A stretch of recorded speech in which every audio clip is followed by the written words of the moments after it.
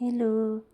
हामी चाहिँ आज एउटा कार्यक्रम थियो र चाहिँ गोबरवा भन्ने गाउँमा चाहिँ फिल्ड जाँदै थियौँ। लगभग 1-1.5 घन्टा लाग्ने ठाउँमा यहाँ चाहिँ बाटो पुल बन्दै रहेछ र हामी चाहिँ खोलाबाट जानु पर्यो। अनि अगाडि चाहिँ ऊ रहेछ कि बालुवाको माटो रहेछ, त्यहाँनिर गएर स्कुटी चाहिँ अड्किन्छ एकछिन। म चाहिँ चप्पल खोलेर जानु पर्यो। यहाँनिर यस्तो धुलै त्यहाँ गएर स्कुटी अड्किन्छ, खुट्टाहरू यस्तो भए। अनि त्यहाँ चाहिँ म बालुवामा स्कुटी अड्किन्छ लटिन्छ भनेर म चाहिँ झरेर त्यहाँबाट नै झरेर खोला तरेर आइरहेको थिएँ। अन्त दिदीले एकछिन कुर्नुहुन्छ, माटो साटो झार्नुहुन्छ र मेरो असली अवतार देखिन्छ। खुट्टाबाट यस्तो फोहोर भएको थियो, चप्पल निकालेर आउनु परेको थियो बल्ल बल्ल। यहाँनिर फेरि यताको बाटो चाहिँ एकदमै राम्रो के यति क्लियर बाटो होइन। यहाँनिर चाहिँ भ्यूहरू होइन, जङ्गल शान्त वातावरण यस्तो राम्रो कि हेर्दै लोभ लाग्ने जस्तो बाटो। हेरी यता यहाँनिर फेरि राम्रो रहेछ बाटो, एकदमै रमाइलो लाग्ने घुम्नको लागि पनि, टिकटकहरू फोटोहरू गर्नको लागि। त्यहाँदेखि यता फेरि यो चाहिँ कच्ची रोड रहेछ। लगभग बाटो चाहिँ निर्माण हुँदै रहेछ।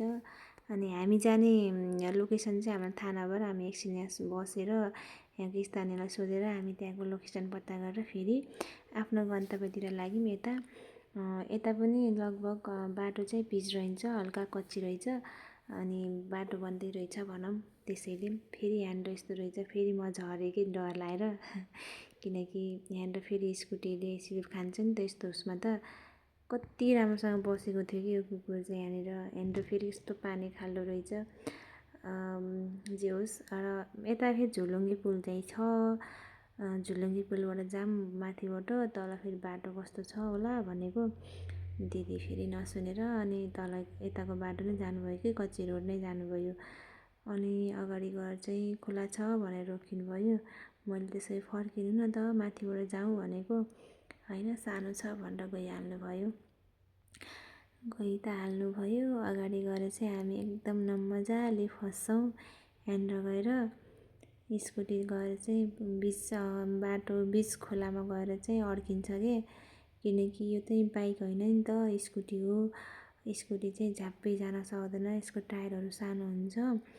अनि यहाँनिर फेरि अलिकति गहिरो रहेछ र ढुङ्गाहरू भएको कारणले गर्दाखेरि पनि हाम्रो स्कुटी यहाँ गएर जाम भयो कि। अनि अलिकति यता साइडमा फेरि बालुवाको माटो पनि रहेछ। झन् यताबाट गएको भए चाहिँ झन् लोट्ने सम्भावना हुने, किनकि त्यो भाँसेर। अनि यहाँ चाहिँ ढुङ्गाले गर्दा हाम्रो स्कुटी नराम्रोसँग हामी यहाँ अड्क्यौँ। मेरो स्कुटी चाहिँ बिचमा हामी खोलामा आएर यस्तरी अड्क्यौँ। अब चाहिँ धक्का लाउनुपर्छ कि। अनि यस्तरी धक्का लाउँदाखेरि पनि नगएको कि भरे स्कुटी त गाह्रो हुँदो रहेछ। जब एकचोटि ठाउँमा गएर फस्यो भने मजाले फस्ने। अब दिदी चाहिँ पुरा तात्तिनु भयो। पहिला चाहिँ आफ्नो कपडा माथि सार्नुहुन्छ, अनि त्यसपछि चाहिँ स्कुटीलाई तान्नुहुन्छ। म चाहिँ पछाडिबाट धक्का लगाइदिन्छु कि हल्का। अनि अब धेरै बोलेर त लाउन भएन नि त। अब झन् लोट्ने सम्भावना, स्कुटी पनि ढल्ने, मान्छे पनि यही खोलामा लड्ने सम्भावना हुन्थ्यो। अब बल्ल बल्ल यहाँ चाहिँ धक्का लगाएर हामी चाहिँ स्कुटी निकाल्ने कोसिस गरिरहेछौँ। अनि बिचरा बल्ल बल्ल जान्छ कि। यहाँनिर त एकछिन धन्न लडिरहेको थियो कि, यस्तो सिलिप हानिरहेको छ कि। यस्तो हुन्छ नि फेरि ढुङ्गाहरू खोलाको चिफ्लो हुँदो रहेछ कि। ढुङ्गा फेरि यो खोलाको पानीले गर्दाखेरि पनि होला एकदम चिफ्लो हुने कि। अनि फेरि यहाँनिर बल्ल बल्ल दिदीले कन्ट्रोल गर्नुभयो र बिस्तारै फेरि यहाँ धक्का लाउनु पर्यो। बिस्तारै निकाल्नु भएको छ है। अनि तर स्कुटी चाहिँ लास्टै के भरे बाइक जस्तो त हुँदै नहुने कि, सानो टायर भएर पनि होला यस्तो अड्किने। फेरि एक्लै यस्तो ठाउँमा एक्लै आउनु पऱ्यो र यस्तै भयो भने त रुनु न हाँस्नु पो हुन्छ। त्यही माथि कोही मान्छे नहुने कि। यहाँनिर चाहिँ एकदम सुनसान हुने कि यो एरिया। फेरि एक्लै आउन त एकदमै गाह्रो हुने। एकजना साथी त चाहिनै पर्ने कि। एक्लै आउँदा गाह्रो। अब कहिले कहिले यस्तै समस्यामा आज हामी 2जना थियौँ र त ल ठिकै भयो है। तर कहिले कहिले एक्लै भएको बेलामा चाहिँ एकदमै गाह्रो हुने कि। धन्न आज चाहिँ हामी 2जना गएको थियौँ। पुरै मेरो पनि आधा कपडा यस्तरी भिज्यो। अनि धन्न आज अलिकति गर्मी थियो र चाहिँ कपडा भिज्यो भने केही फरक पर्दैन, सुकि चाहिँ हाल्छ। अनि बल्ल बल्ल स्कुटी निस्कियो। अब मान्छे पनि निस्किने।